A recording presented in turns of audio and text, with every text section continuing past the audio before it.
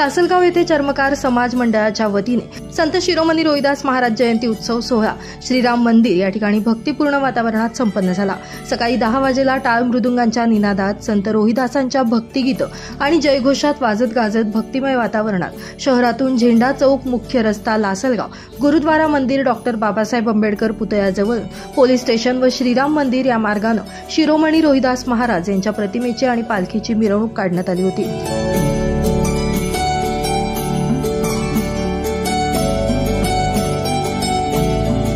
या प्रसंगी हरिभक्तपरायण निलेश महाराज पवार यांचे संत रोहिदास महाराज जीवन चरित्रावर प्रवचन संपन्न झाले। गणेश उत्तमराव घोलप यांनी महाप्रसादाचं आयोजन केलं होतं।